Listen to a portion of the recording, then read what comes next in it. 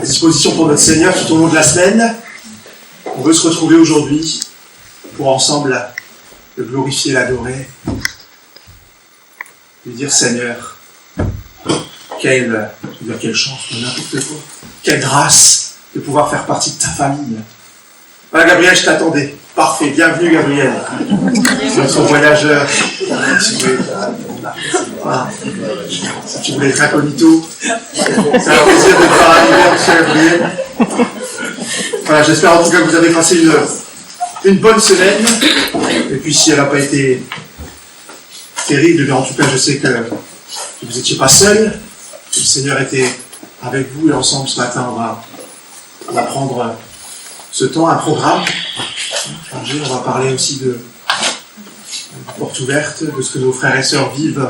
On aime prier pour nos frères et sœurs qui sont dans la souffrance, qui, se battent pour leur foi. Ça paraît tellement difficile à sortir de ma bouche, de se dire que nos frères et sœurs doivent lutter pour pouvoir lire la parole de Dieu, pour pouvoir prier, pour pouvoir proclamer ce que Dieu fait dans leur vie.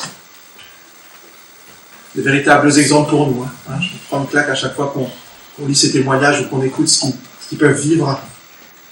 Pour démarrer ce culte, je veux simplement vous lire un petit passage, vous allez voir, c'est ce qu'on connaît bien. Dans Josué au chapitre 6, versets 12 à 16. Josué se leva de bon matin et les prêtres portèrent l'arche du Seigneur. Les 7 prêtres, portant les 7 trompes en cornes de bélier, marchaient devant l'arche du Seigneur en sonnant du cor. L'avant-garde marchait devant eux, l'arrière-garde suivait l'arche du Seigneur. On marchait en sonnant du cor. Le second jour, ils firent une fois le tour de la ville, puis ils revinrent du camp. Ils firent ainsi pendant 6 jours. Le 7e jour, ils se levèrent dès l'aurore. Ils firent le tour de la ville 7 fois, selon le même rythme, ce même rite. Ce jour-là seulement, ils firent 7 fois le tour de la ville. La 7e fois, alors que les prêtres sonnaient du cor, Josué dit au peuple, « Poussez une clameur, le Seigneur vous a livré la ville !» Le peuple poussa la clameur et on sonna du cor. Lorsque le peuple entendit le son du cor, il poussa une grande clameur et le rempart s'effondra sur place. Alors le peuple monta vers la ville, chacun droit devant soi, et ils s'emparèrent de la ville. Alors ce matin, on n'est pas venu pour abattre des murailles, mais peut-être que ce matin, ou dans notre semaine, on a rencontré, on a peut-être vécu cette situation, des Jéricho, des remparts qui se sont dressés devant nous, dans notre petit quotidien, dans notre vie personnelle ou professionnelle. Voilà comment les murs ont été abattus. Ils n'ont pas été abattus à coup de hache. Ils n'ont pas été à coup de burin. Ils n'ont pas été tués à coup de poing, à coup de pied. Voilà. Le peuple a écouté, a mis en œuvre, et ils ont fait simplement, cette fois, le tour en acclamant, en poussant des clameurs. Et c'est ce qu'on veut faire ce matin, ensemble, pousser des clameurs de joie à notre Seigneur. Le premier chant dit « Célébrer », nous venons célébrer, nous voulons plus louer, adorer. Alors on ne va pas abattre des murailles assis, c'est pas possible. Donc on va se lever pour chanter ensemble ce premier chant. Et après ce chant, je prends froid, mais tant pis.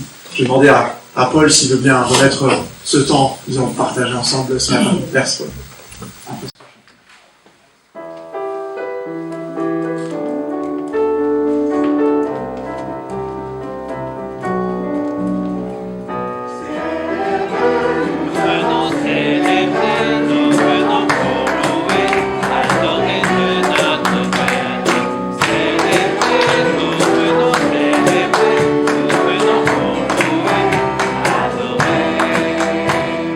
Célébrons-le.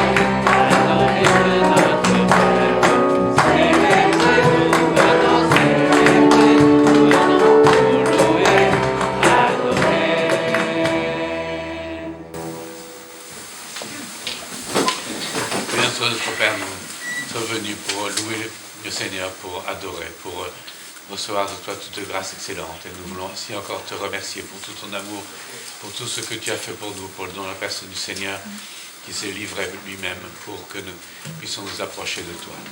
Nous voulons te remettre aussi de tous ceux qui sont retenus, que nous aimons encore remettre à ta grâce et que tu veuilles être en bénédiction pour chacun. Nous remettons aussi cette heure et ainsi encore confiant en ton amour, t'adressons cette prière en le nom de Jésus. Amen. Amen. L'Éternel est mon berger, de rien je ne manquerai. Yahweh, Yahweh. On veut ensemble ce matin, je dis, on veut faire fi de tout ce qui se passe dans nos vies, tout ce qui peut être, voilà, tout ce qu'on peut déposer ce matin. J'ai vraiment dire et venir, je viens déposer, alors on pourrait ce matin, je viens dire, Seigneur, voilà, je viens devant, je dépose au pied de ta croix, il n'y a que là que mes problèmes vont pouvoir se résoudre, si je dépose aussi simplement que ça devant toi. Voilà, Seigneur, voilà ce qu'est ma vie aujourd'hui, voilà ce qui se passe dans mon cœur, voilà ces barrières, ces murailles, ces chaînes. Seigneur, j'en ai marre. Seigneur, je veux simplement déposer ça au pied de ta croix. N'ayez pas peur, frère. Rentrez, rentrez. L'Éternel est mon berger, de rien je ne manquerai. Encore faut-il, même si le Seigneur sait toutes choses, qu'on puisse parler avec notre Seigneur, qu'on puisse lui dire. Il sait toutes choses, le Seigneur. Avant, il est écrit, avant même que les mots sortent de ma bouche, il sait déjà ce que je vais dire. N'empêche que, qu'est-ce que ça nous fait du bien de pouvoir avoir ce confident, de pouvoir lui dire simplement, voilà ce que je vis, Seigneur, voilà ce que je veux ou ce que je souhaiterais. On le disait l'autre coup, eh bien Seigneur, non pas ma volonté, mais que ta volonté soit faite.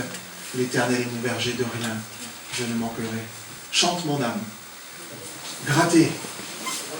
Pianoter. Taper. Mon Seigneur.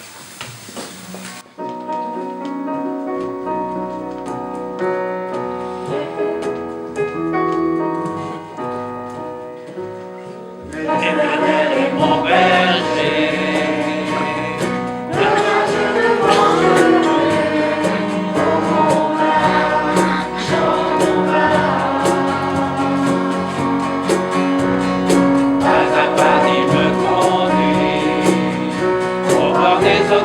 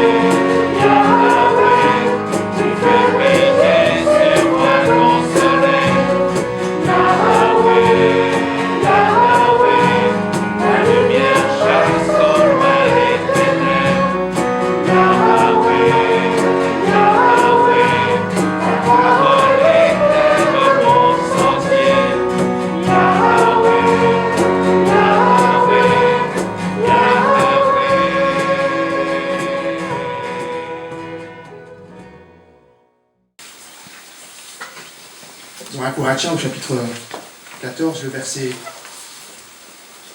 15. Je prends celui juste avant. Car si je prie en langue, mon esprit est en prière, mais mon intelligence demeure stérile. Que faire donc? Je prierai par l'esprit, mais je prierai aussi avec l'intelligence. Je chanterai par l'esprit, mais je chanterai aussi avec l'intelligence. On veut se réjouir ce matin ensemble et le prochain chant dit, je pense qu'il est très connu, très très connu. Éclate de joie, ô mon âme. Alors il n'est pas d'hier ce chant, mais voilà, il est tellement... Voilà. Éclate de joie, ô mon âme, déborde de joie, ô mon cœur.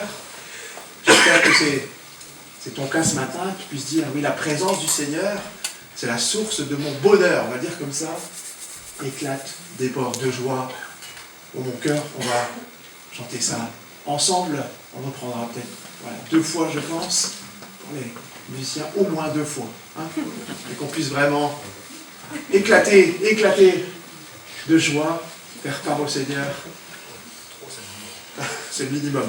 Voilà, vous pouvez rester assis, il n'y a pas de problème. Éclate de joie, ô mon âme, et on y va. Tempo, c'est parti.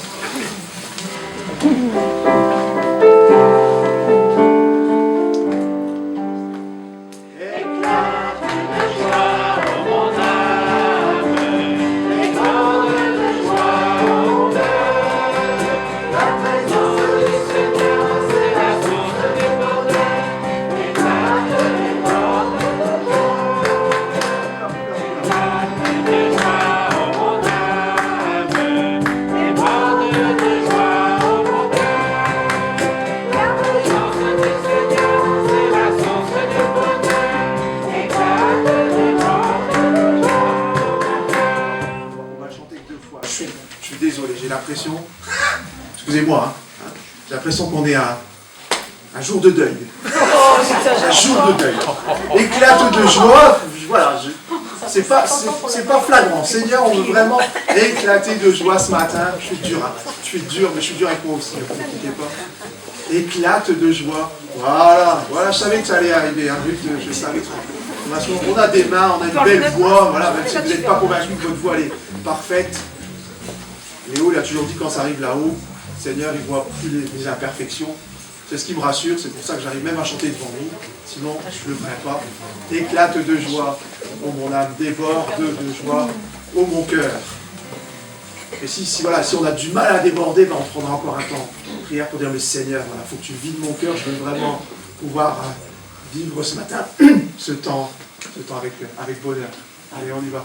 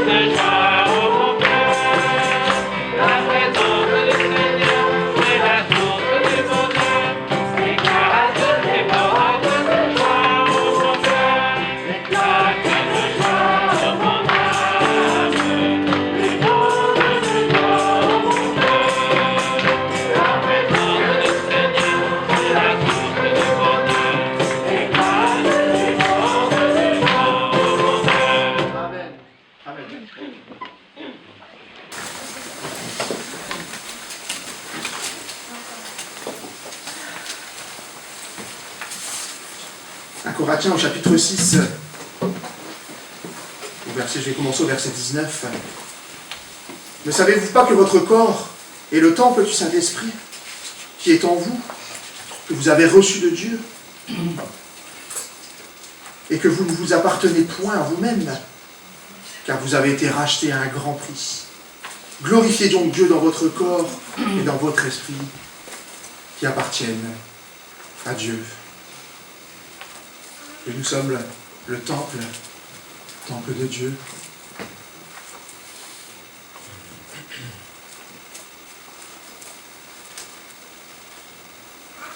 Seigneur, car ta bonté vaut mieux que la vie.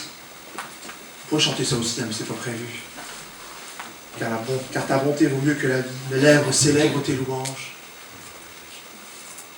On veut chanter maintenant, Seigneur, élevé à la droite de Dieu, couronné de 1000 couronnes, tu resplendis comme un soleil radieux dans mon cœur, dans ma vie, dans ma famille. Hein,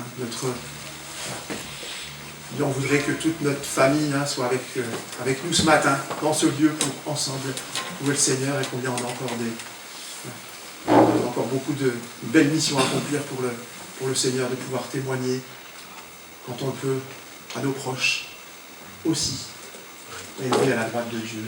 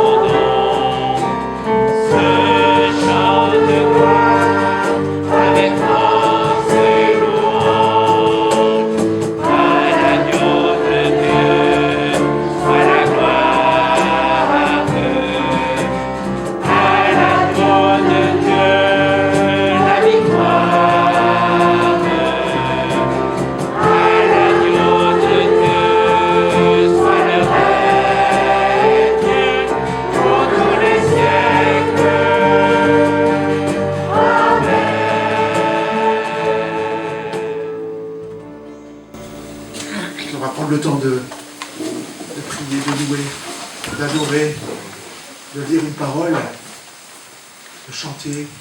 La santé vous livre maintenant de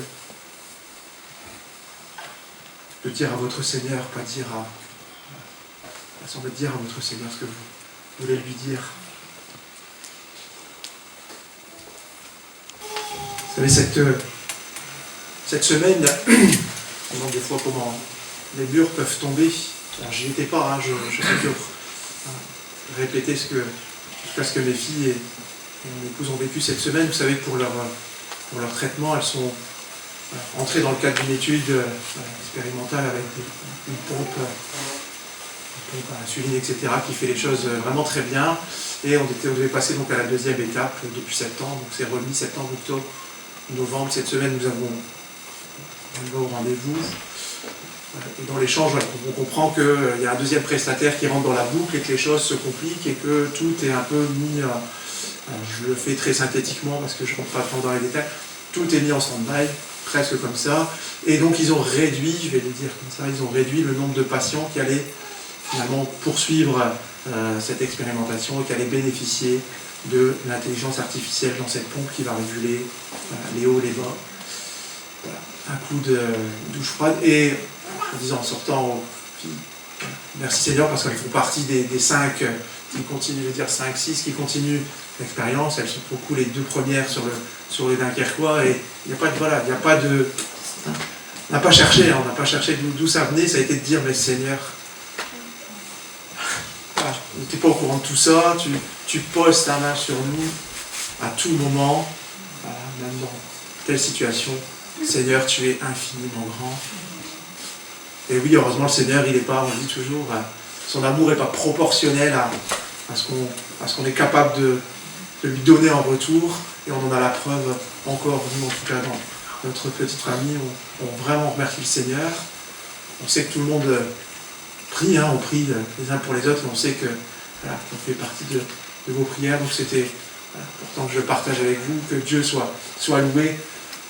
Tu as tout créé, Seigneur, voilà, on va le chanter. Tout me révèle ta majesté dans tout le quotidien de ma vie. On va chanter ça si vous voulez bien.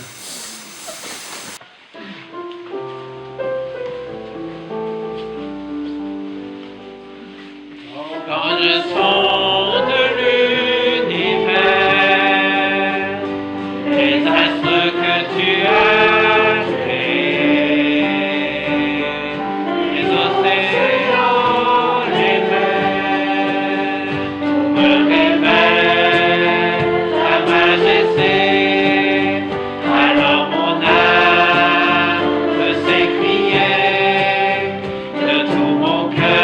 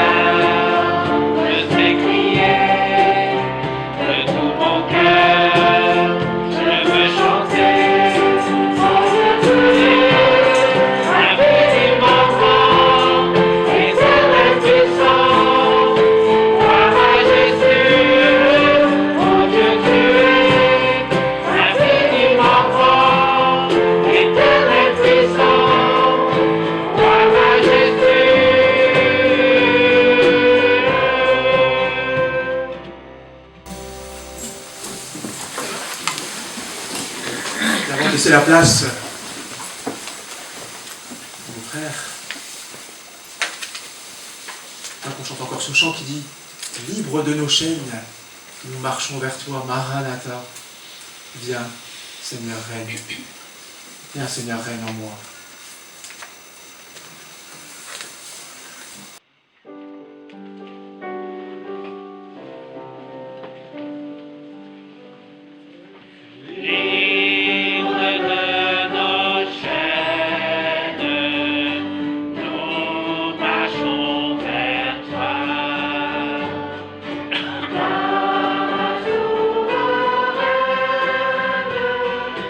Affermi nos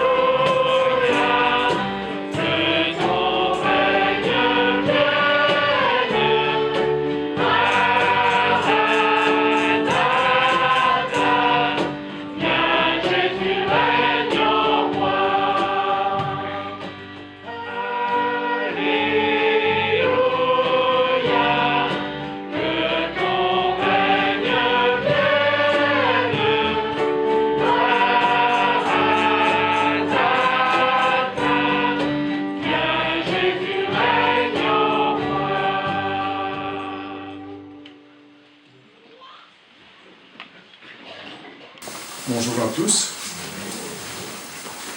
nous avons participé à un repas. Nous sommes une famille. Et pourquoi nous sommes devenus une famille? Bien, c'est parce que nous avons des points communs. Et ce point commun, c'est d'être aimé par Dieu. Hier soir, en préparant un tout petit peu ce que j'allais peut-être dire ce matin, relevé un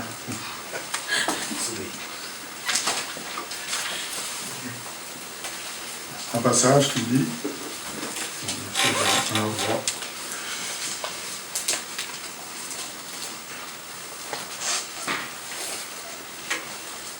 un endroit 8, verset 46.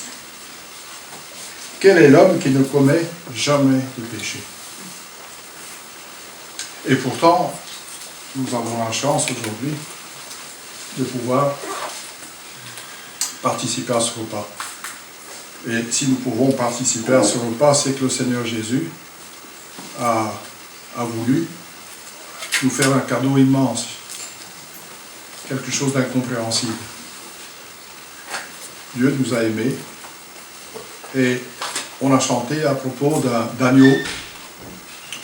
Et Dieu lui-même a pourvu un sacrifice. Vous savez que dans l'Ancien Testament, il fallait offrir des sacrifices pour être agréable à Dieu, pour se faire pardonner ses péchés, ses fautes. Et le Seigneur Jésus a accepté la proposition du Père de venir sur terre, de devenir un homme.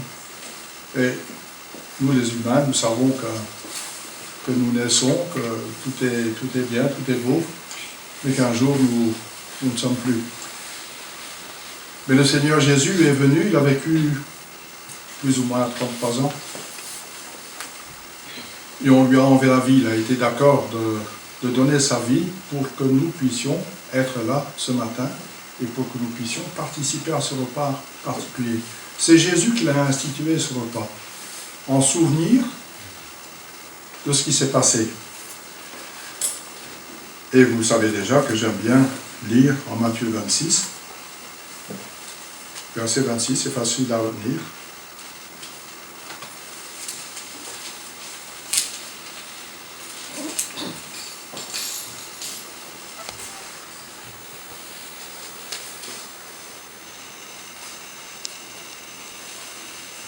Donc Jésus, à la fin de sa vie, a voulu fêter la Pâque avec ses disciples. Et au cours de ce repas, il a institué quelque chose de nouveau, un repas qu'il veut que nous célébrions le plus souvent possible. À l'époque, ça se faisait une fois par semaine, je pense. Au début, ça se faisait tous les jours, mais il n'y avait pas de jour férié à l'époque, donc ça se faisait le dimanche. Pourquoi le dimanche? Parce que c'est ce jour-là que Jésus est ressuscité, après avoir été déposé dans une tombe. Et en général, à l'époque, on fêtait la scène que le Seigneur Jésus a instituée. On l'a fêtée en même temps qu'un autre repas que les premiers chrétiens prenaient ensemble, une fois par semaine, probablement un soir. Quel jour? Le dimanche, donc.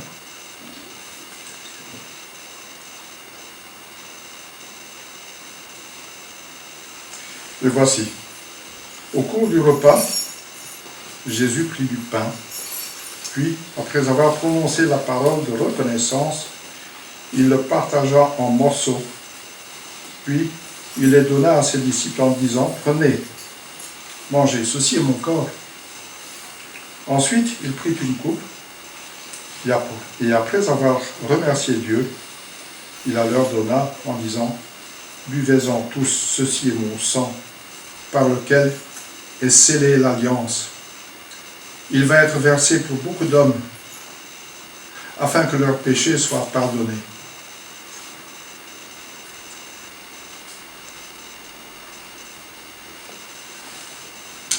Jésus n'a pas fêté ce repas particulier un dimanche soir, puisque, il faut que je précise, ça a été organisé un jeudi soir, je pense. Donc c'est le jour qui précède sa mort sur la croix à Golgotha. Pourquoi nous participons à ce repas? C'est que le Seigneur Jésus a institué, nous voulons obéir au Seigneur Jésus. Et au travers de ces éléments, le pain et le vin, nous pensons à son corps qui a été meurtri, abîmé. Joseph a dit que le sang avait coulé. Comme expiation, il fallait que du sang coule pour pardonner, pour pouvoir être agréable à Dieu. Et là, c'est le Fils de Dieu lui-même qui prend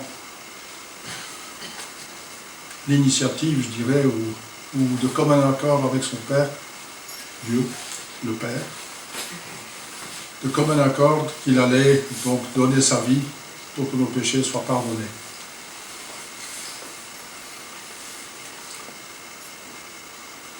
Nous sommes là ce matin, donc, pour fêter ce repas. Et c'est une confession de foi, parce que tout le monde ne participe pas à ce repas. Pour y participer, il faut être entré dans la vie chrétienne, comme on dit. Il faut avoir accepté ce sacrifice. Jésus a donné sa vie pour nous, mais est-ce que nous l'avons accepté? Il nous faut saisir cette opportunité, cet avantage.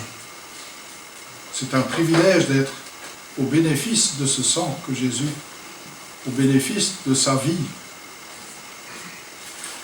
Donc c'est une confession de foi quand nous participons à ce repas. Et en principe, comme je l'ai dit, nous avons accepté ce sacrifice, donc nous avons le salut par la foi. Donc si nous acceptons que Jésus a pris nos péchés, il a pris sur lui la punition que nous méritions, si nous acceptons cela, eh bien nous sommes sauvés et nous sommes en droit de participer à ce repas. Mais pour entrer dans la vie chrétienne, Jésus a demandé qu'on soit baptisé, qu'on avoue qu'on est mort à cette vie passée, qu'on n'est plus conforme au système de ce monde.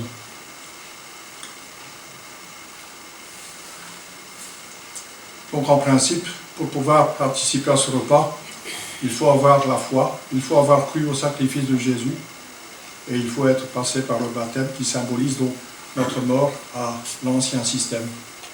L'ancien système, je veux dire, à notre vie passée. Une vie qui était conforme aux principes de ce monde.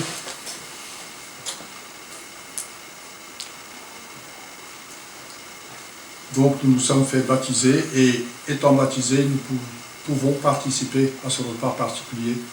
Et nous voulons montrer par ce repas que nous sommes membres d'une même famille, membres du corps de Christ, comme on dit.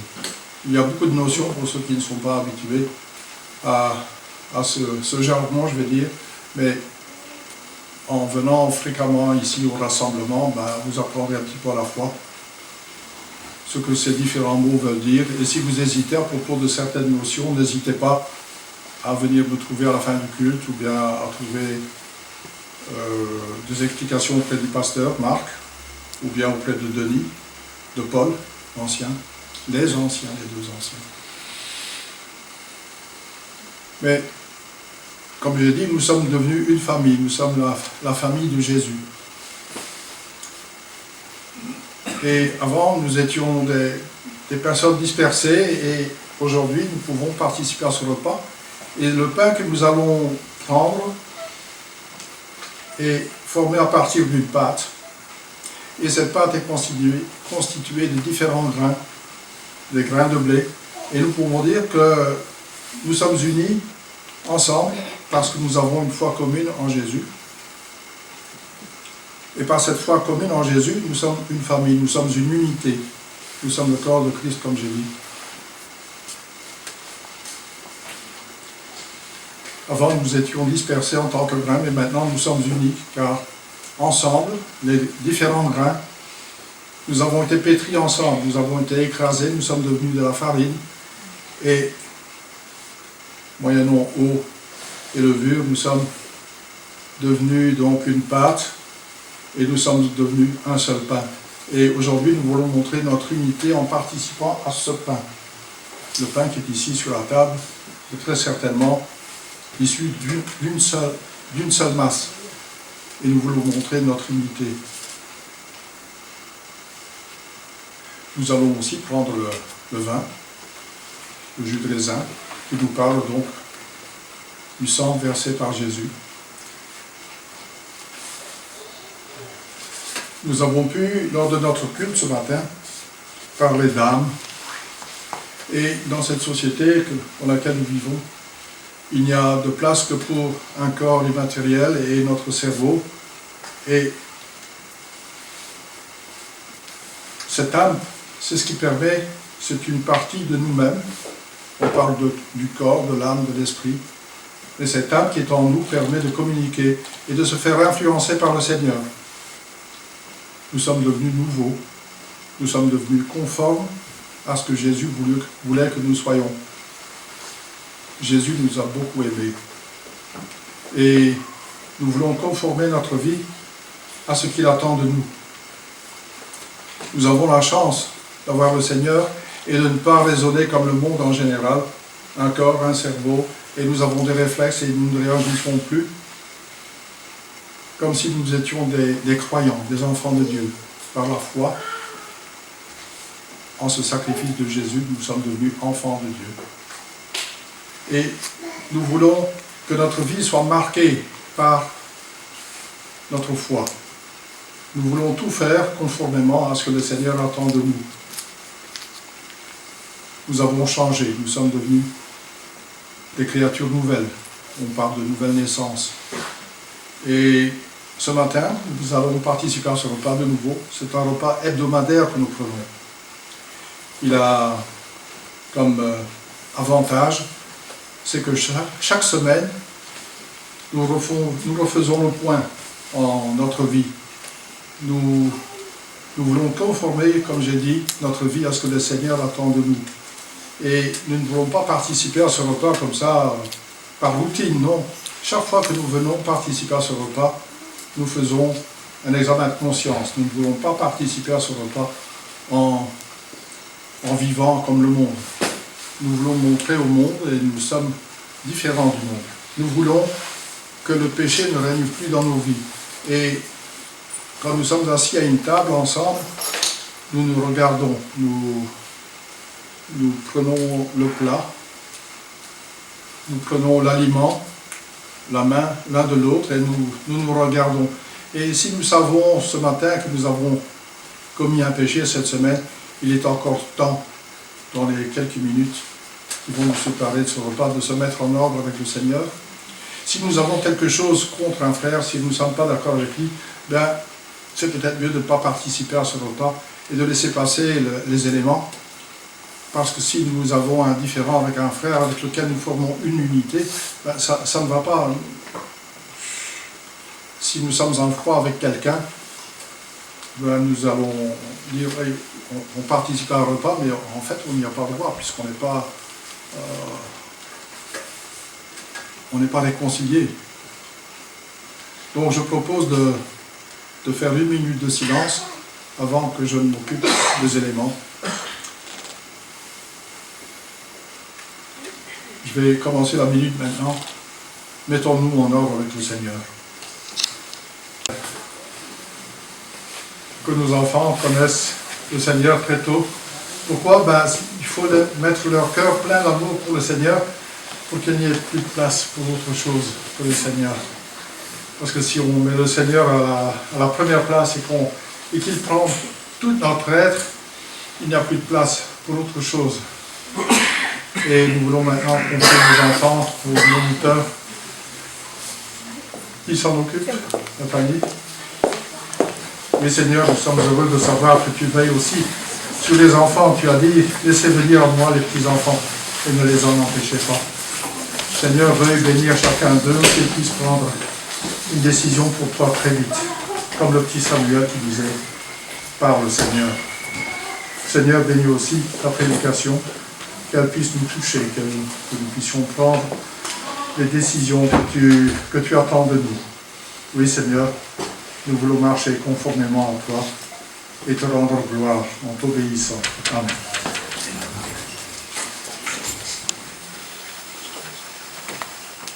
Voilà, l'équipe technique nous fait signe, elle est prête. Je vais la mettre à contribution aujourd'hui, c'est un dimanche spécial. c'est le dimanche de l'Église persécutée. Et donc on va avoir une prédication, un moment qui est en relation avec l'Église persécutée. Voilà, très bien. Ça marche. Super. Alors, voilà, je vais quand même requérir, comme d'habitude, un lecteur, une lectrice. Je n'ai encore pas retrouvé toutes mes facultés, hein. Je suis dans une espèce de brouillard. Je vous vois, hein. Rassurez-vous. C'est les oreilles là qui ont un peu de mal, mais comme je parle, si je m'entends, ça va. Un lecteur, une lectrice, c'est pas très long et je fournis le texte. Je viens juste changer les... D'accord. Voilà. C'est un court chapitre dans 2 Corinthiens, le chapitre 4. N'ayez pas peur, hein. Alors, nous sommes pressés de toutes parts, mais non écrasés. C'est le thème de ce dimanche de l'Église persécutée de cette année. Tu peux avancer, ou vous pouvez, je sais plus, voilà. Pressés de toutes parts, mais non écrasés. Alors, pas tout de suite, Paul, hein, j'ai deux, trois choses à dire avant. Et donc, si tu vas après ça, tu dois avoir, je suppose, le plan de la prédication. Voilà, une petite introduction qui sera suivie de la lecture du texte. Et 2 questions qui nous sont posées. Mais pourquoi sommes-nous pressés de toutes parts? Avec 2 réponses à chaque fois. Pour la première question, parce que nous détenons un trésor, et parce que nous sommes fragiles. Et pourquoi nous ne sommes pas écrasés? Mais parce que nous sommes des instruments entre les mains de Dieu, et parce que nous portons notre attention sur les réalités éternelles. Et puis une petite conclusion, et il y aura quelques diapos supplémentaires après la conclusion. Je vous le dis pour vous comme pour la technique, que tout le monde ne se sauve pas quand c'est fini. Voilà.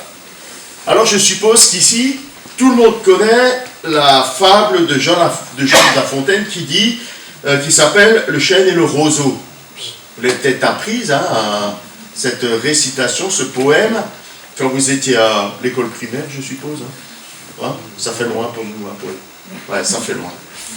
Alors, je ne saurais pas vous le réciter, mais en tout cas, c'est l'histoire d'un arbre qui est prétentieux et sûr de sa force et qui se moque du frêle roseau. Il lui dit « La nature envers nous me semble bien injuste. Le moindre vent qui d'aventure fait rider la face de l'eau vous oblige à baisser la tête. » Le roseau explique qu'il plie, mais qu'il ne rompt pas, ce qui ne semble pas convaincre le chêne. Puis vient la tempête, violente, terrible, destructrice. Elle vient aussi comme un jugement. Et l'arbre royal est déraciné, tandis que le roseau a peut-être plié, mais il a résisté. Les chrétiens persécutés passent par des tempêtes qui sont souvent terribles. Les vents sont forts et la pression est là pour qu'ils renoncent à leur foi. Les autorités, la police, les collègues, la famille, les voisins exercent des pressions quotidiennes, des pressions parfois violentes. Et Porte Ouverte distingue ces pressions en 2 catégories différentes. Voilà les 2 types de persécution. L'oppression violente, qu'ils appellent la persécution marteau. Les assassinats, les kidnappings, les mariages forcés, la destruction des biens. Et puis la pression par discrimination, qui est appelée par Porte Ouverte la persécution étau. C'est l'oppression, le rejet, le déni des droits, l'exclusion, les procès injustes. Mais la situation est encourageante, malgré la persécution. Et je voudrais vous en donner quelques exemples. En Iran, par exemple, qui est une république islamique, l'Iran occupe la 8e place de l'index mondial de persécution des chrétiens de 2021. Dans ce pays, les chrétiens sont persécutés par le gouvernement, qui les considère comme des agents de l'Occident. La vie ecclésiale est complètement muselée par les autorités.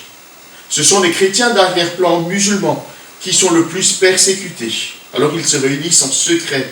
Mais s'ils sont découverts, ils sont arrêtés et emprisonnés.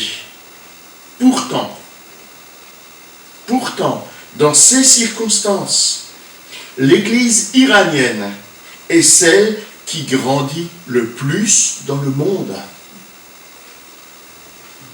Selon les analystes de la persécution des chrétiens, l'Iran connaît actuellement un exode massif de l'islam vers le christianisme. Un responsable iranien confirme. Et si je vous disais que les mosquées sont vides, c'est exactement ce qui se passe en Iran. L'intransigeance des ayatollahs pousse les musulmans dans les bras de Jésus et fortifie la foi des chrétiens qui n'ont pas d'autre choix que d'être des disciples. Il y a actuellement, on estime, les chrétiens à 800 000 personnes en Iran. L'exemple de l'Inde, qui occupe la 10e place de l'index de persécution. Là, ils sont victimes du nationalisme religieux exercé par le parti hindou radical qui est actuellement au pouvoir. Les chrétiens sont agressés, ostracisés, injustement accusés de convertir de force les hindous, et ils sont même parfois assassinés. Et pourtant, là aussi, l'Église grandit. En dépit des menaces, le nombre de chrétiens ne cesse de croître, passant de 58 à 66 millions de chrétiens en quelques années seulement. Oui, c'est à l'échelle de l'Inde. Hein? C'est à l'échelle de la population de l'Inde. À première vue, il semble que les extrémistes hindous soient en train de gagner. Mais nous devons regarder plus loin, et pas seulement en surface. Je vois l'Église prospérer au milieu de nombreuses menaces. Il y a tant de personnes qui cherchent le Seigneur et qui viennent à la foi. L'exemple du Bangladesh, pays musulman, où la persécution des chrétiens est partout. Même les enfants sont discriminés dans ce pays, à l'école, par leurs camarades de classe et parfois par les enseignants. Sans oublier les groupes radicaux qui enlèvent des convertis pour dissuader par la terreur toute volonté de suivre Jésus. Alors des personnes se tournent vers Jésus et l'Église augmente progressivement en nombre et en foi. Il y a au Bangladesh actuellement 900 000 chrétiens. Ces nouveaux chrétiens ressentent le besoin et la passion de partager à leur tour la bonne nouvelle du salut. Mais même des persécuteurs finissent par suivre Jésus-Christ. Ces personnes sont inarrêtables pour le royaume de Dieu, nous dit l'un de nos contacts sur place. L'Église persécutée, ce ne sont pas que des mauvaises nouvelles. Le royaume de Dieu avance, avec souffrance, mais il avance. Lisons ensemble 2 Corinthiens, chapitre 4. Porte ouverte nous demande de le lire dans la version second 21, version que j'ai confiée à Paul. Merci Paul. Ainsi donc, puisque par la bonté de Dieu, nous avons ce ministère, nous ne perdons pas courage. Nous rejetons les actions honteuses qui se font en secret, nous ne nous conduisons pas avec ruse, et nous ne falsifions pas la parole de Dieu. Au contraire, faisant connaître clairement la vérité, nous nous recommandons à toute conscience d'homme devant Dieu. Si notre évangile est encore voilé, il est voilé pour ceux qui périssent, pour les incrédules dont le Dieu de ce monde a aveuglé l'intelligence, afin qu'ils ne voient pas briller l'éclat que projette l'évangile de la gloire de Christ, qui est l'image de Dieu. Nous ne nous prêchons pas nous-mêmes, c'est Jésus-Christ le Seigneur que nous prêchons, et nous nous déclarons vos serviteurs à cause de Jésus. Car Dieu qui a dit que la lumière brille au sein des ténèbres, a aussi fait briller sa lumière dans notre cœur pour faire resplendir la connaissance de la gloire de Dieu en la personne de Jésus-Christ. Nous portons ce trésor dans des vases de terre, afin que cette puissance extraordinaire soit attribuée à Dieu et non à nous. Nous sommes pressés de toutes parts, mais non écrasés, inquiets, mais non désespérés, persécutés, mais non abandonnés, abattus, mais non anéantis. Nous portons toujours avec nous dans notre corps l'agonie du Seigneur Jésus, afin que la vie de Jésus soit aussi manifestée dans notre corps. En effet, nous qui vivons, nous sommes sans cesse livrés à la mort à cause de Jésus, afin que la vie de Jésus soit elle aussi révélée dans notre corps mortel. Ainsi, la mort est à l'œuvre en nous, et la vie en vous. Et comme nous avons le même esprit de foi que celui exprimé dans cette parole de l'Écriture, « J'ai cru, c'est pourquoi j'ai parlé », nous aussi nous croyons, et c'est pour cela que nous parlons. Nous savons en effet que celui qui a ressuscité le Seigneur Jésus nous ressuscitera aussi par Jésus et nous fera paraître avec vous en sa présence. Car tout cela arrive à cause de vous, afin que la grâce, en se multipliant, fasse abonder la reconnaissance d'un plus grand nombre à la gloire de Dieu. Voilà pourquoi nous ne perdons pas courage. Et même si notre être extérieur se détruit, notre être intérieur se renouvelle de jour en jour. En effet, nos légères difficultés du moment présent produisent nos légères difficultés du moment présent produisent pour nous, au-delà de toute mesure, un poids éternel de gloire. Ainsi nous regardons non pas à ce qui est visible, mais à ce qui est invisible. Car les réalités visibles sont passagères, mais les invisibles sont éternels. Merci Paul. Merci pour ton aide. Alors dans ce texte que nous venons de lire, Paul nous parle de ces pressions, l'apôtre Paul. Voilà.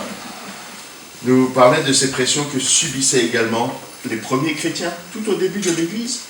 C'était déjà comme ça. Paul est sans doute l'un des mieux placés pour en parler, lui qui était l'un des premiers persécuteurs, un persécuteur acharné de l'Église. Il a dû subir à son tour la persécution, il en est même mort. Voyons ce qui a permis à Paul hier et aux chrétiens persécutés aujourd'hui de tenir bon, malgré toutes les pressions qui sont exercées contre eux. Et découvrons comment ces enseignements peuvent impacter nos propres vies. Alors, pourquoi sommes-nous pressés de toutes parts? La première réponse, c'est parce que nous détenons un trésor. Paul considérait que l'évangile de la gloire du Christ est un trésor bien plus important que tout ce qu'il avait pu connaître auparavant. Dans Philippiens 3:8, il dit « Je considère même tout comme une perte à cause du bien suprême qu'est la connaissance de Jésus-Christ, mon Seigneur. À cause de lui, je me suis laissé dépouiller de tout et je considère tout cela comme des ordures afin de gagner Christ. » Connaître Jésus, c'est le plus beau des trésors. En sommes-nous aussi convaincus que Paul? Selon la définition du dictionnaire, un trésor est un ensemble de choses de valeur accumulées et souvent soigneusement cachées. Et c'est bien tout l'inverse de ce que Dieu veut que nous fassions du trésor qu'il a déposé dans nos cœurs. Mais là, nous avons un problème. Parce qu'en règle générale, un trésor attise la convoitise, la curiosité, l'envie de le voir, de le posséder. Mais nous le savons tous, le trésor que possèdent les chrétiens n'attire pas systématiquement les foules. On peut même dire que dans certains pays, comme dans la plupart des pays persécutés, il attire la haine. Alors en principe, j'ai une vidéo à vous passer, mais elle dure une dizaine de minutes. Alors je vais faire l'impasse. Tous les témoignages que je vais vous citer ici, vous trouverez les vidéos sur le site de Porte Ouverte. Je vous encourage à aller les voir. Elles sont parlantes. Je vous en fais un résumé. C'est le témoignage de Kirti en Inde. Elle a reçu le trésor de la connaissance de Christ au travers d'une guérison miraculeuse. Et elle n'a pas pu le cacher bien longtemps. Il brillait tellement que les villageois l'ont vite découvert. Elle a été convoquée par les anciens qui l'ont menacée. Mais Kirti a refusé de renier Jésus. Alors une nuit, une foule aussi a fait irruption dans sa maison et a traîné dehors les chrétiens qui s'y trouvaient, les battant à coups de bâton, de pied, de poing. Et ils ont brûlé la Bible que Kirti avait devant elle. Puis ils ont saccagé la maison, ils ont volé tout ce qu'ils pouvaient. Kirti a eu le dos brisé, ce qui la gêne encore aujourd'hui. Elle est restée hospitalisée plus de 2 semaines. Tous les habitants du village ont cessé de parler à Kirti et à son mari. Et ils ont refusé de les laisser utiliser le puits du village. Alors comme des chrétiens recommençaient à se réunir dans leur maison, les anciens ont envoyé un groupe d'hommes qui ont enlevé, puis torturé, et finalement tué le mari de Kirti. Les dirigeants locaux ont refusé qu'elle enterre son mari dans le cimetière, et elle a donc dû l'inhumer à l'extérieur du village. Mais la foi de Kirti est inébranlable, et malgré toutes ses souffrances et les risques encourus, elle est retournée dans son village pour témoigner de Jésus. Alors si la situation n'est pas pareille ici, chez nous, en France, il faut admettre que l'évangile ici aussi dérange. Il gêne les incrédules. Et par-dessus tout, il dérange le diable. Il déteste ce trésor, car il sait combien il est précieux pour ouvrir les yeux. Il fera tout pour empêcher les hommes de découvrir ou de garder ce trésor. C'est une lutte qui ne prendra fin qu'au jour du retour de Jésus-Christ. Dans le verset 4 du chapitre que nous avons lu, Paul parle des incrédules d'une manière terrible. Il dit que le Dieu de ce monde a aveuglé leur intelligence, afin qu'ils ne voient pas briller l'éclat que projette l'évangile de la gloire de Christ. En fait, le diable se sert de l'incrédulité de l'homme pour lui fermer la porte de la connaissance. Alors que devons-nous faire? Est-ce que nous devons nous taire et cacher ce trésor? Plus loin, au verset 13, Paul dit « J'ai cru, c'est pourquoi j'ai parlé », en faisant une citation du psaume 116, de l'abondance du cœur, de l'abondance de son cœur, sa bouche parlait. C'est un principe général. On ne peut donner aux autres que ce que l'on a reçu soi-même. S'il y a de la lumière dans nos cœurs, il y aura certainement de la lumière autour de nous.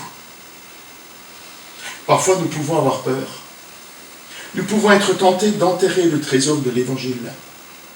Mais rappelons-nous toujours que Jésus nous a donné cette mission, la mission de faire briller la lumière de l'Évangile devant les hommes.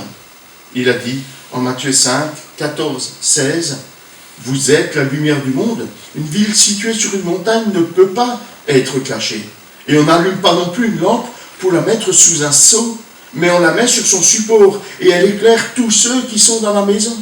De la même manière, votre lumière brille devant les hommes, afin qu'ils voient votre belle manière d'agir et qu'ainsi ils célèbrent la gloire de votre Père céleste. » C'est de toutes parts, parce que nous portons un trésor, et aussi parce que nous sommes fragiles. Ah oui, j'ai oublié de dire de changer, donc voilà. Parce que nous sommes fragiles. À l'ère des super-héros, voici un résumé proposé par Larousse. 1. Ah, je pense que c'est un super-héros, hein. Larousse réagit du tac au tac. Hein. Larousse réagit du tac au tac au super-héros. Et peut-être dans votre esprit, hein, ça vous est peut-être déjà venu. Hein. On aimerait tant avoir des super-pouvoirs qui nous permettraient soit de rendre justice, soit de nous défendre facilement. D'ailleurs, il existe une certaine théologie qui propose cet évangile facile et confortable. Mais la vérité, en réalité, elle est tout autre. Au verset 7, nous lisons « Nous portons ce trésor dans des vases de terre, afin que cette grande puissance soit attribuée à Dieu et non pas à nous. » Ce trésor, nous le portons dans des vases faits d'argile. Un contraste apparaît alors entre le trésor et le vase de terre qui le contient. L'homme, créature de Dieu, mais formé de la terre, poussière du sol, est comparé à un vase. Et ce vase est fragile. L'homme extérieur dépérit. Cette tente de notre corps est destructible. Le messager est de peu de valeur, mais il est porteur d'un message d'une grande valeur. Remarquons que Dieu n'a pas choisi des anges qui auraient semblé plus puissants et plus aptes que les hommes.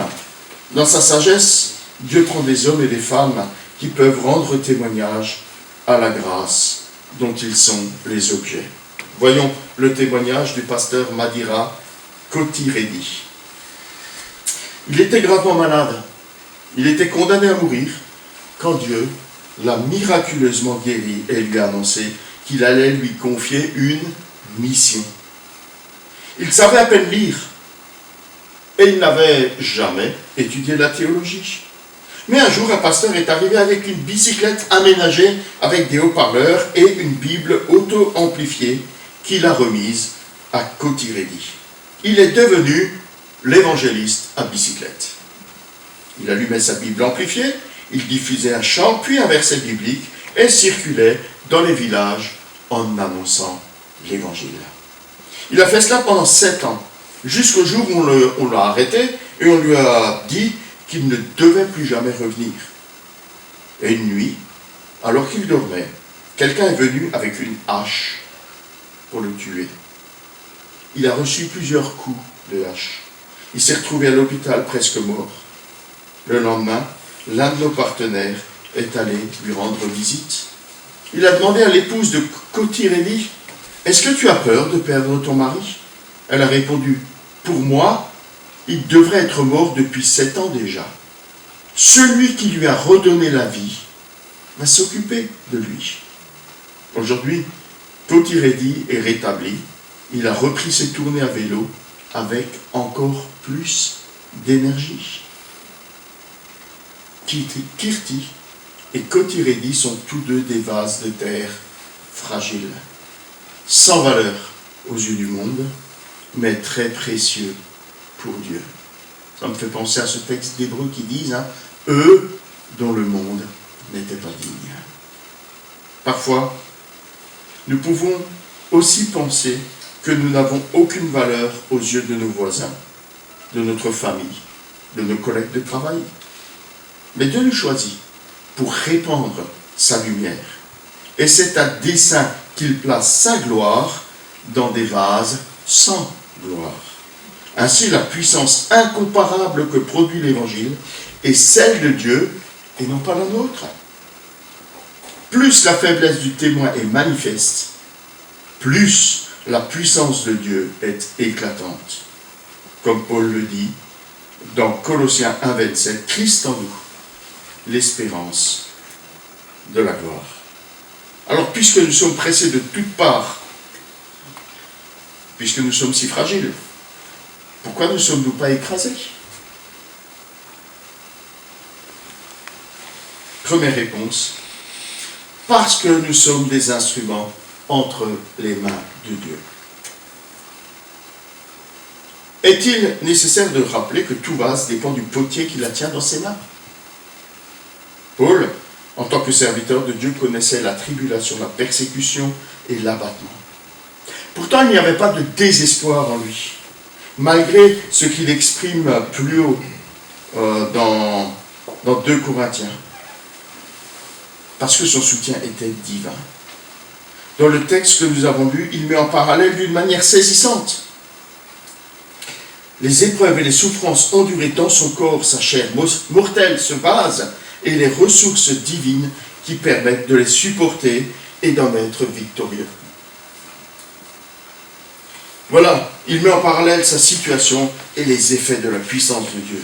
Nous sommes pressés de toutes parts, mais non écrasés, inquiets, mais non désespérés, persécutés, mais non abandonnés, abattus, mais non anéantis. Nous pouvons être pressés de toutes parts en étant des chrétiens qui témoignent de l'amour de Dieu autour de nous. Mais nous ne serons pas écrasés, car Jésus-Christ a pris à la croix ce qui pouvait vraiment nous anéantir et nous écraser, notre péché.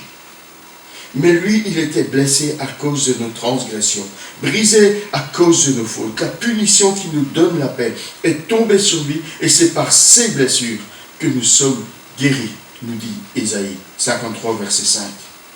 Jésus a été écrasé, il a été brisé par le poids de nos péchés, et il l'a été à notre place. C'est vrai, les épreuves sont parfois très dures. Kirti a perdu son mari. Kotiredi a été violemment battu. Tous deux ont failli mourir. tous deux risquent encore leur vie chaque jour. D'ailleurs, Paul en parle régulièrement dans ses lettres. Il dit qu'il côtoie la mort en permanence. Il parle d'arrêt de mort en 2 Corinthiens 1,9. Chaque jour, je risque la mort, 1 Corinthiens 15,31. C'est à cause de toi qu'on nous met à mort à longueur de journée, qu'on nous considère comme des des brebis destinées à la boucherie, Romains 8,36. Mais c'est par une telle abnégation que Paul imitait Jésus. Ses facultés, son intelligence, sa mémoire, sa force de caractère, tout était mis à la disposition de son Seigneur. Et quand on voyait Paul, il paraissait méprisable, misérable, faible, de sorte que toute l'attention était portée sur le trésor qu'il contenait, le Christ. Si le vase avait eu la moindre valeur, la lumière divine aurait été atténuée. Mais si le vase est brisé, la lumière de la vie brillera. En Iran, dont on a parlé tout à l'heure, les autorités religieuses font tout pour détruire la foi chrétienne. Mais cela s'est retourné contre elles. Ces pressions ont servi à consolider et à purifier l'Église. Voilà ce que révèle un dirigeant d'Église en Iran. Il dit « Ce que la persécution a fait, c'est détruire l'Église qui n'était pas composée de disciples. » Autrement dit, cette persécution provoque un tri entre les disciples prêts à mourir pour le Seigneur et les convertis de surface qui renoncent face à l'épreuve. À cause de la surveillance des agents de renseignement, ils vivent leur foi dans la clandestinité, mais ils trouvent des parades pour que l'Église continue de grandir. Leur objectif n'est pas d'implanter des églises, mais de faire des disciples. Voyons le témoignage d'Ava et Marduk. Alors les photos sont des photos d'illustration, pour préserver l'identité de ces personnes. Porte ouverte ne vous propose pas les images de ces personnes-mêmes. Alors ce couple, c'est un couple de chrétiens iraniens fervents. Ils ont beaucoup souffert à cause de leur foi, notamment suite à l'emprisonnement de Marduk. Ils ont tout perdu, leur maison, leurs biens, leurs revenus, sans compter qu'ils sont sous constante surveillance. Mais malgré cette persécution, ils ont grandi. Ava raconte: quand mon mari était en prison, j'ai vécu beaucoup d'expériences intimes et très fortes avec Dieu, et j'en ai retenu de nombreuses leçons. J'ai appris que Dieu était là avec moi dans le feu. Ava réalise qu'elle avait lu et relu la Bible, et qu'elle l'avait même enseignée aux autres, mais que sa connaissance était en grande partie théorique. C'est grâce à la persécution qu'elle et son mari ont subi qu'elle connaît la réalité de Dieu et de ses promesses. Je sais, dit-elle, que nous sommes dans sa main et que personne ne peut nous arracher à lui. Depuis l'arrestation de son mari, Ava est devenue comme un enfant, sans défense, mais dépendante de la puissance de l'amour de Dieu. Elle apprend de plus en plus à lui faire confiance et à lui obéir. Je peux dire que je suis plus prête et disposée à faire la volonté de Dieu. Pourquoi ne sommes-nous pas écrasés? Mais aussi parce que nous portons notre attention sur les réalités éternelles. En tant que chrétiens, nous croyons que, comme Christ est ressuscité le premier, nous aussi nous ressusciterons. Le verset 14 du passage nous montre l'issue glorieuse de notre chemin. Nous savons en effet que celui qui a ressuscité le Seigneur Jésus nous ressuscitera aussi par Jésus et nous fera paraître avec vous dans sa présence. Il y a d'abord la foi, croire, puis le témoignage, parler, d'où la persécution du témoin jusqu'à la mort.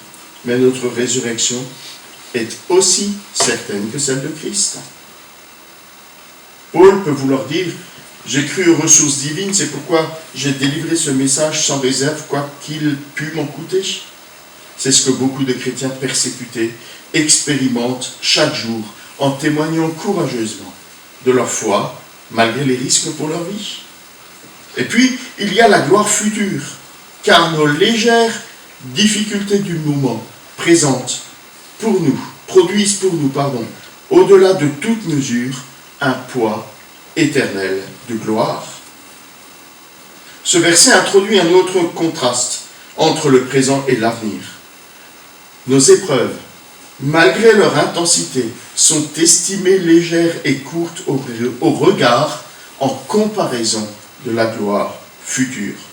Ailleurs, dans Romains 8, 18, Paul écrit « J'estime que les souffrances du moment présent ne sont pas dignes d'être comparées à la gloire qui va être révélée pour nous. » Cette gloire, elle est infinie en quantité, elle est surabondante. Cette gloire, elle est infinie en qualité, elle a un poids insurpassable. Et cette gloire est infinie en durée parce qu'elle est éternelle. Quel cœur que celui de Paul. Un cœur brisé, mais un cœur encouragé, dynamisé, comblé par sa vision de la gloire future. Ses yeux étaient littéralement fixés sur la récompense à venir. Il écrit en Philippiens 3,12 « Ce n'est pas que j'ai déjà remporté le prix ou que j'ai déjà atteint la perfection, mais je cours pour tâcher de m'en emparer, puisque de moi aussi, Jésus-Christ s'est emparé. » Seule la foi, conviction des choses invisibles, peut nous faire apprécier ces valeurs incomparables. Par la foi, les yeux de nos cœurs voient au-delà de notre vie terrestre. Ils voient les choses glorieuses du ciel et se fixent sur le Seigneur de gloire. Et si nous manquons de foi, nous pouvons faire nôtre cette prière de Paul aux Éphésiens. Je prie que le Seigneur illumine les yeux de mon cœur pour que je sache quelle est l'espérance qui s'attache à mon appel, quelle est la richesse de son glorieux héritage au milieu des saints et quelle est l'infinie grandeur de sa puissance qui se manifeste avec efficacité par le pouvoir de sa force envers moi qui crois. Conclusion.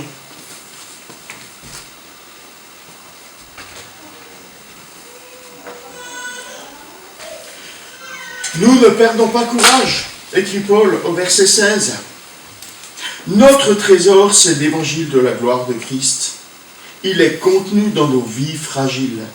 Les épreuves peuvent réussir à fissurer notre vase, mais c'est justement au travers de ces fissures que la lumière de la gloire de Christ pourra atteindre ceux qui vivent dans les ténèbres. Nous sommes appelés à briller dans nos faiblesses humaines par la puissance de Dieu. Nous sommes parfois accablés, mais Paul nous encourage à lever nos têtes pour fixer les regards sur la récompense finale, la résurrection et la gloire à venir. Paul se considérait comme l'esclave de tous. Il se constituait esclave volontaire pour l'amour de Jésus. Même s'il était livré à la mort, c'était encore pour l'amour de Jésus. Il dit en Acte 20, 24, « Je ne considère pas ma vie comme précieuse, pourvu que j'accomplisse avec joie ma course et le ministère que le Seigneur Jésus m'a confié. » Annoncer la bonne nouvelle de la grâce de Dieu. Quelle beauté! Quelle simplicité dans ce langage et quelle vérité! Il était vraiment l'imitateur de Jésus-Christ. Alors, l'exécuter nous incite à plus de disponibilité et à plus de consécration pour le service que le Seigneur veut nous confier. Que ce soit un encouragement pour nous. Vous pouvez, si vous le souhaitez, visionner sur le site de Porte Ouverte les témoignages vidéo des personnes dont je vous ai fait le résumé ce matin. Vous pourrez aussi trouver les sujets de prière, notamment pour les personnes pour lesquelles nous avons parlé, les pays et les personnes desquelles nous avons parlé ce matin. Vous pourrez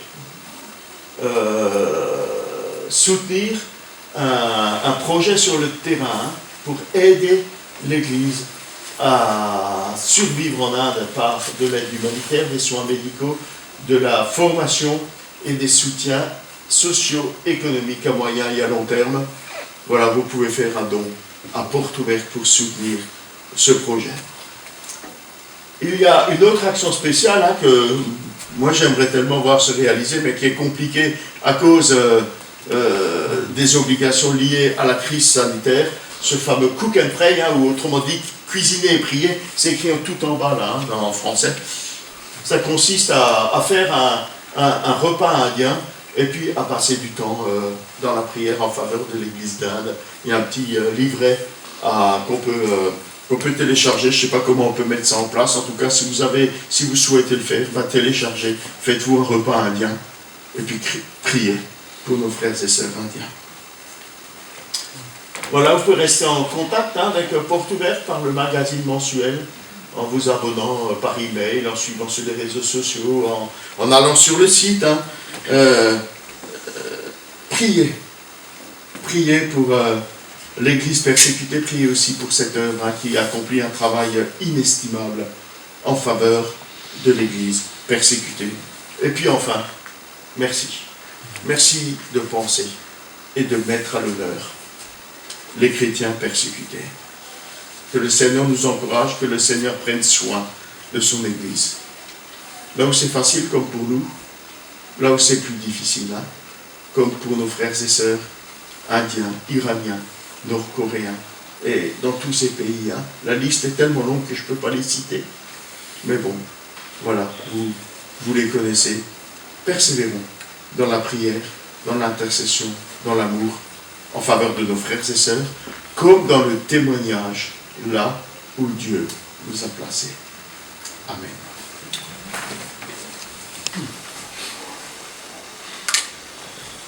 C'est le moment des annonces.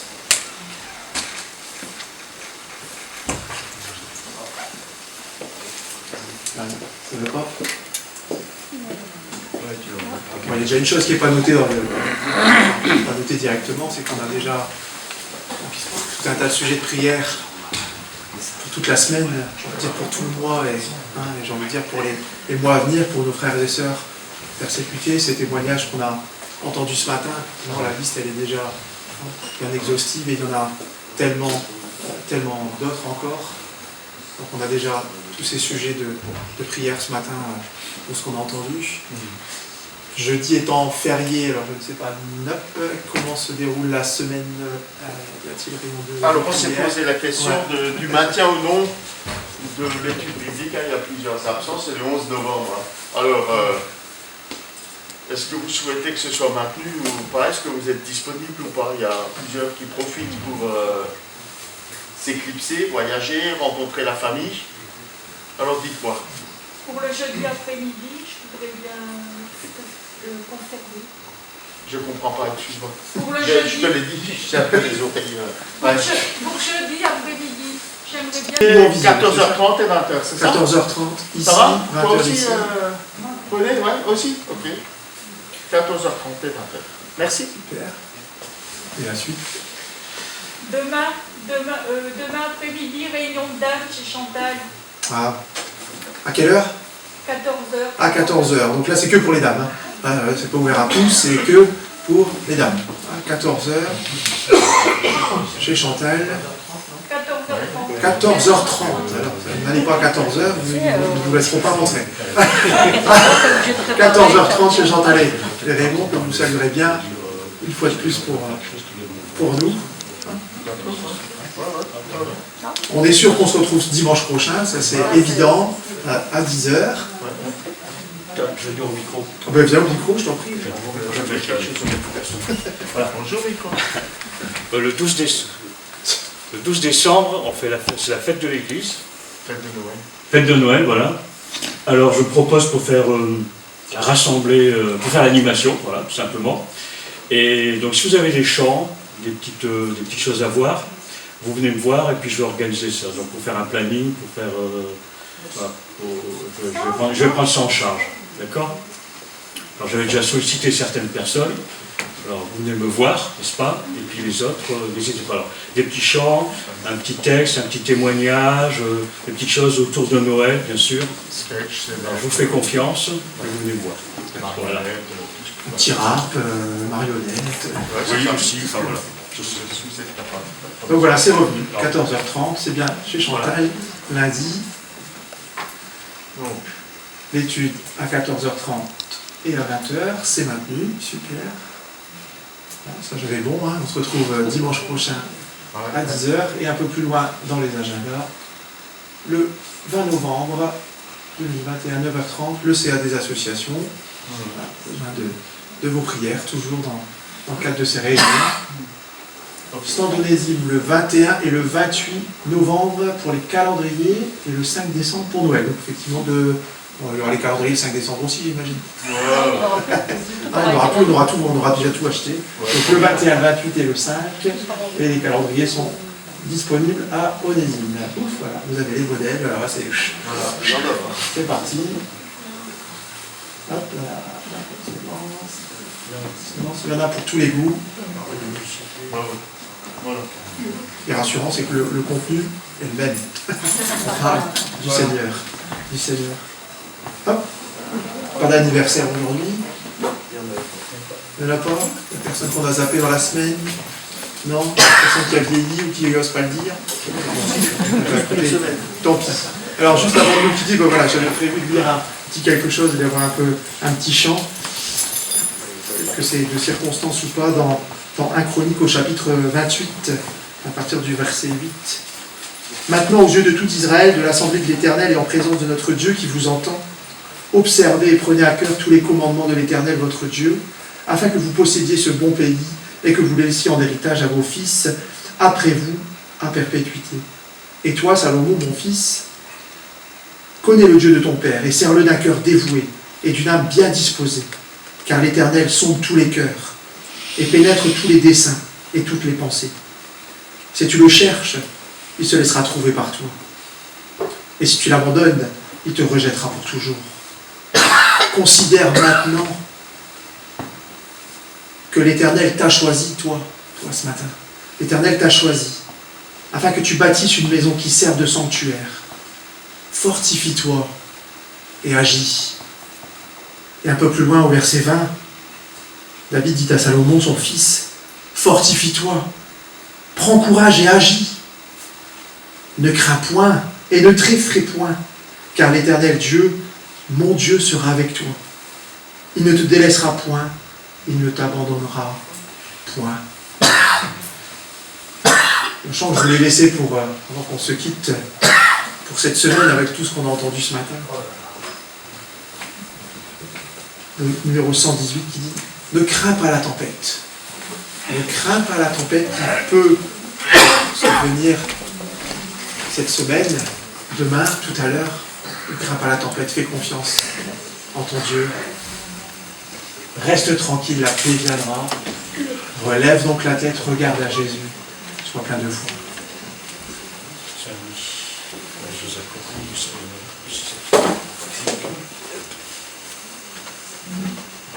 On peut se lever pour ce dernier chant.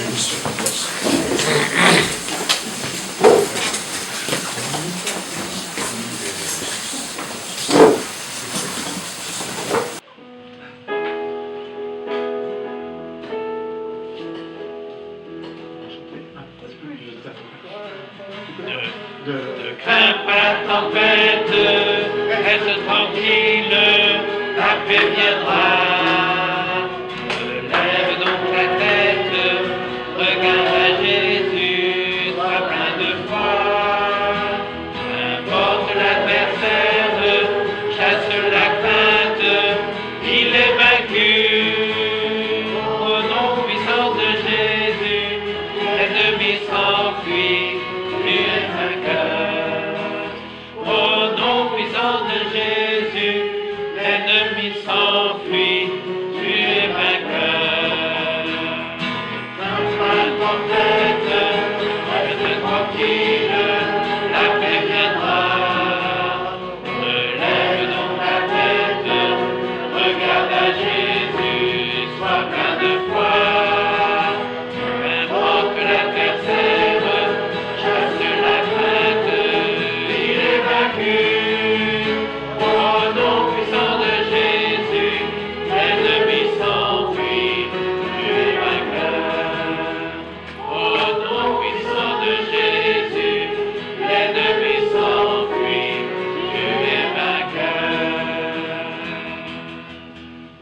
semaine à vous.